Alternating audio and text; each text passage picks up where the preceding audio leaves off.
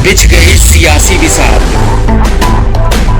खेला जा रहा है सियासी खेल, जारी है वार पलटवार। शह और मात के खेल में बनाई जा रही है रणनीति।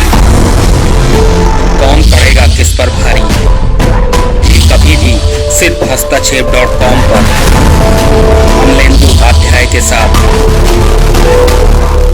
अमर शहीद बिरसा मुंडा की विरासत, स्वतंत्रता संग्राम में आदिवासियों का योगदान। Special on Birsa Munda death anniversary. Birsa Munda की पुण्यतिथि पर विशेष।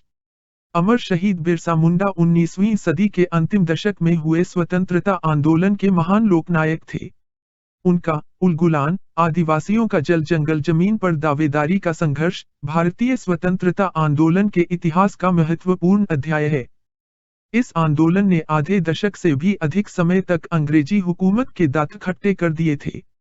जिस ब्रिटिश साम्राज्य में कभी सूर्यास्त नहीं होता था, उसके खिलाफ इतने लंबे समय तक उलगुलान को टिका लेना कोई आसान कार्य नहीं था। बावजूद इसके लिखित इतिहास में इसे एक प्रमुख अध्याय के रूप में स्थान देने के बजाय महज फुटनोट तक ही सीमित कर दिया गया। इतिहास लेखन पर साम्राज्यवादी शक्तियों के साथ साथ दिकू गैर आदिवासी वर्चस्व के कारण ही संभवतः ऐसा देखने में आता है। यही कारण है कि आज बिरसा मुंडा के बारे में हमारे पास बहुत सीमित जानकारी है। बिरसा मुंडा का सामान्य परिचय। बिरसा मुंडा का जन्म 15 नवंबर 1875 को वर्तमान झारखंड राज्य के रांची जिले में उलीहातू गांव में हुआ था। उनकी माता का नाम करमी हातू और पिता का नाम सुगना मुंडा था। बिरसा पढ़ाई में बहुत होशियार थे, इसलिए उनका दाखिला चाईबासा के जर्मन मिशन स्कूल में कराया गया। उस वक्त ईसाई मिशन स्कूल में दाखिला लेने हेतु उनका धर्म अपनाना जरूरी हुआ करता था, तो बिरसा का नाम परिवर्तन कर बिरसा डेविड रख दिया गया।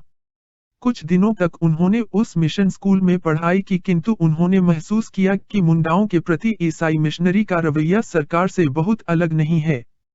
उस समय आदिवासियों का शोषण उत्पीड़न चरम पर था। इस शोषण में अंग्रेजी हुकूमत, जमींदार और सेठ साहूकार सभी सहभागी थे। इस कारण आदिवासियों की बदहाली और भुखमरी दिन प्रतिदिन बढ़ती जा रही थी। बिरसा के परिवार की आर्थिक स्थिति भी काफी चिंताजनक थी। लगभग सारे आदिवासियों की यही हालत थी। इसी हालात को बदलने के लिए बिरसा ने तमाम शोषकों के खिलाफ उलगुलान का नेतृत्व किया था। यह उलगुलान तकरीबन 6 वर्षों तक चला था। बिरसा मुंडा की गिरफ्तारी और शहादत। बिरसा को अंग्रेजों की पुलिस और फौज गिरफ्तार करने में नाकाम सिद्ध हो रही थी। तब अंग्रेजी हुकूमत ने उन्हें पकड़वाने के लिए 500 वर्तमान में लगभग 5 लाख के इनाम की घोषणा की, तो किसी अपने ही व्यक्ति ने उनके ठिकाने का पता अंग्रेजों को बता दिया। परिणाम स्वरूप बिरसा गिरफ्तार कर लिए गए। जेल की यातनाप्रद जिंदगी से उनकी सेहत गिरती जा रही थी। अंग्रेजी हुकूमत भी उन्हें मिटा देने पर ही तुली हुई थी। जेल में उन्हें किसी से मिलने तक नहीं दिया जाता था। इसी बीच अंततः 9 जून 1900 को बिरसा की रांची के कारागार में मौत हो गई। उनकी मौत का कारण जब बताया गया, किंतु कुछ लोगों का मत है कि उन्हें धीमा जहर देकर मारा गया। इसलिए अंग्रेजों ने उनकी लाश परिजनों को सौंपने व मुंडा परंपरा के तहत दफनाने के बजाय आनन फानन में दाह संस्कार कर दिया था। इसी कारण बिरसा को अमर शहीद कहा जाता है। मात्र 25 वर्ष के छोटे से जीवन काल में बिरसा ने न सिर्फ आदिवासी चेतना को जागृत किया, बल्कि सभी आदिवासियों को एक छतरी के नीचे एकजुट करने में सफल रहे थे। उलगुलान की पृष्ठभूमि। बिरसा के उलगुलान का केंद्र छोटा नागपुर का इलाका था। अंग्रेजी राज में यह क्षेत्र बंगाल प्रेसिडेंसी के अंतर्गत आता था। इस क्षेत्र को मुंडा आदिवासियों ने ही अपने खून पसीने से सींचकर आबाद किया था। बावजूद इसके उन्हें लगातार जंगल व जमीन से बेदखल किया जा रहा था। जबकि छोटा नागपुर क्षेत्र के जंगलों पर आदिकाल से आदिवासियों का ही एकाधिकार था। जंगल उनके लिए अधिकार की वस्तु न होकर मां के समान था। छलकपट रहित इन सीधे साधे आदिवासियों से जमींदार जबरन लगान वसूलते, उन्हें प्रताड़ित करते थे। उनके घर उजाड़कर जंगलों से उन्हें खदेड़ा जा रहा था। सूदखोर महाजन व साहूकार भी उनके शोषण में पीछे नहीं थे। इन सबको अंग्रेजी हुकूमत का खुला संरक्षण हासिल था। अंग्रेजी न्यायालय ने भी उन आदिवासियों के इंसाफ का रास्ता बंद कर रखा था। अन्याय अत्याचार के खिलाफ मुंह खोलने वाले निर्दोष मुंडा आदिवासियों को जेलों में डाल दिया जाता। छोटा नागपुर में गांवों की पड़ती जमीन को सरकार ने भारतीय वन कानून 1878 के माध्यम से संरक्षित वन के दायरे में लाकर उस पर नियंत्रण कर लिया। जंगलों पर सरकारी कब्जा कर लिया गया। लकड़ी पर कर लगा दिया गया। इसने आदिवासियों के जीवन जीविका को गहरे तौर पर प्रभावित किया था। इस वन कानून के द्वारा पहली बार वन को 3 वर्गों आरक्षित वन, ग्रामीण वन व संरक्षित वन में बांटा गया। इस कानून ने आदिवासियों को महाजनों की चक्की में पिसने और भूखमरी की मौत मरने को बेबस कर दिया। वर्ष 1879 में मुंडा सरदार न्यायालय की शरण में गए और जंगल जमीन पर अपने पुश्तैनी अधिकार का दावा जताया, किंतु वहां से भी उन्हें खाली हाथ ही लौटना पड़ा। बिरसा के उभार के पूर्व मुंडा सरदारों ने कानूनी तरीके से छोटा नागपुर क्षेत्र पर अपना दावा जताया था, किंतु इसका कोई परिणाम नहीं आया। आदिवासियों ने अपनी जमीन, घर-बार, गाय बैल सब एक-एक कर खो दिए थे। अब उनके पास अंग्रेजी हुकूमत की गुलामी कबूल करने अथवा इसके खिलाफ बगावत करने के अलावा दूसरा कोई विकल्प नहीं था। बिरसा ने समय की इस नब्ज को पकड़ा और उलगुलान का आह्वान किया। 1831 के कोल विद्रोह और 1855-56 के संथाल हूल के बाद बिरसा मुंडा का यह उलगुलान सबसे प्रमुख आंदोलनों में से एक था। इस आंदोलन का विस्तार छोटा नागपुर क्षेत्र के रांची, सिंहभूम, चक्रधरपुर के तकरीबन 1000 वर्ग किलोमीटर तक फैला हुआ था। इस आंदोलन में भारी तादाद में मुंडा आदिवासियों ने शिरकत की थी। ईसाई मिशनरी से मोहभंग। इस क्षेत्र में ब्रिटिश एवं जर्मन ईसाई मिशनरियों का धर्मांतरण अभियान चरम पर था। शोषण, उत्पीड़न और भूखमरी से संरक्षण पाने के लिए मुंडा आदिवासी बड़ी तादाद में ईसाई मिशनरियों की शरण में जाते, किंतु वहां भी इनके साथ भेदभाव किया जाता। ईसाई मिशनरियां भी इन्हें संरक्षण देने के बजाय अंतिम तौर पर ब्रिटिश सत्ता की ही कठपुतली की भूमिका में रहती थी। बिरसा के माता पिता और रिश्तेदार ईसाई हो गए थे, किंतु जल्द ही उनका इससे मोहभंग हो गया। बिरसा मुंडा का सामाजिक व धार्मिक योगदान। बिरसा महान समाज सुधारक व धर्म सुधार के अग्रणी नेता थे। उन्होंने आदिवासी समाज में व्याप्त अंधविश्वास व कुरीतियों को दूर करने की भी मुहिम चलाई। भूत प्रेत, तंत्र मंत्र, जादू टोना, डायन आदि अंधविश्वासों पर उन्होंने चोट किया। उन्होंने बलि प्रथा, हड़िया पीना आदि पर रोक लगाया। चेचक आदि महामारी से बचने हेतु उन्होंने आदिवासियों को साफ सुथरा रहने, पानी उबाल कर पीने आदि की सीख दी। वह जड़ी बूटियों से भी तरह तरह की बीमारियों का इलाज करने में सिद्धहस्त हो गए थे।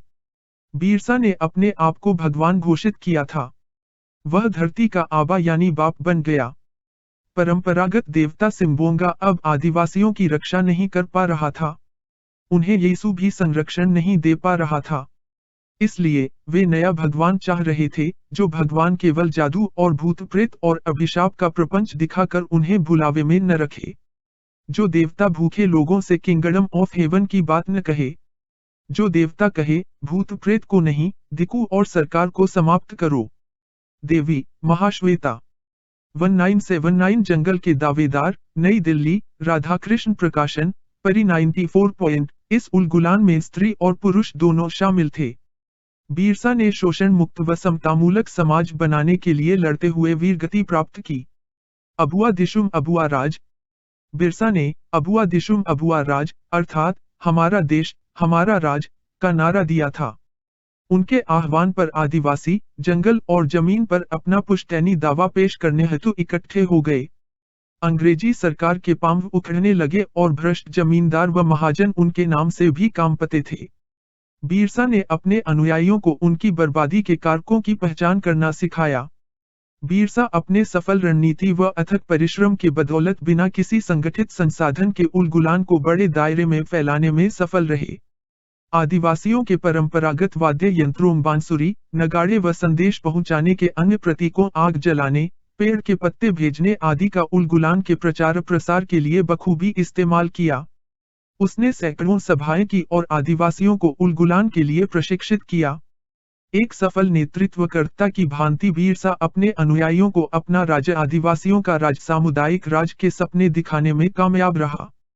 बिरसा द्वारा प्रतिपादित धर्म में अन्याय शोषण के खिलाफ जनचेतना निर्माण प्रधान था। सभी अनुयायियों को शोषण उत्पीड़न के जिम्मेदार कारकों एवं इससे मुक्ति के रास्तों की पूरी समझ पैदा करने पर जोर दिया जाता था।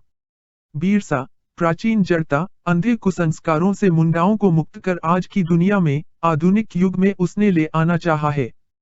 लेकिन वह एक ऐसी आधुनिक सृष्टि भी करना चाहता है जिसके वर्तमान में अंग्रेजों का बनाया समाज या शासन नहीं रहे। बिरसा मुंडा लोगों को लाखों बरसों के अंधकार को एकाएक पार करवा के आधुनिक काल में ले आना चाहता है, किंतु ऐसे आधुनिक काल में जहां पहुंचकर मुंडा लोग अपनी आदिम सरलता, न्यायबोध, साम्य की नीति को अटूट रख सकें, एक नए मानवधर्म में आश्रय पा सकें। देवी महाश्वेता 1979 वही परी 188 उनका यह उलगुलान आदिवासी स्वाभिमान, स्वतंत्रता और संस्कृति को बचाने का भी संग्राम था। उलगुलान का परिणाम तात्कालिक तौर पर भले ही उलगुलान और उसके नेता बिरसा मुंडा का बर्बरतापूर्वक दमन करने में अंग्रेजी हुकूमत सफल रही, किंतु उलगुलान का दूरगामी असर हुआ।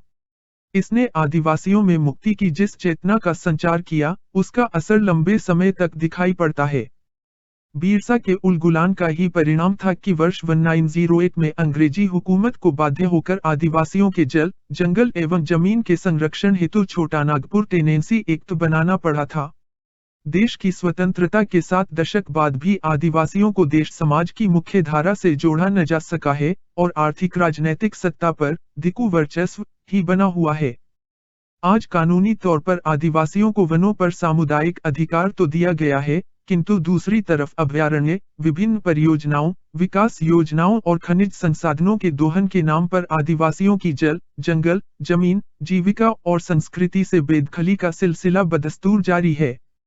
बिरसा के संघर्ष की विरासत मौजूदा समय में भी हमें आदिवासियों के मुद्दे, उनके संघर्षों व अस्मिताई सवालों को समझने की समृद्ध अंतर्दृष्टि प्रदान करता है।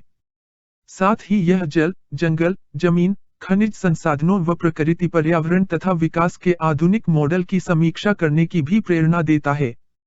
डॉक्टर मुकेश कुमार का हस्तक्षेप.com पर आलेख। डॉक्टर मुकेश कुमार गहरा सामाजिक सरोकार रखते हैं और पिछले 2 दशक से विभिन्न सामाजिक राजनीतिक आंदोलनों से जुड़े रहे हैं। वर्तमान में अजीम प्रेमजी फाउंडेशन के साथ काम कर रहे हैं। वीडियो शेयर करें, चैनल सब्सक्राइब करें।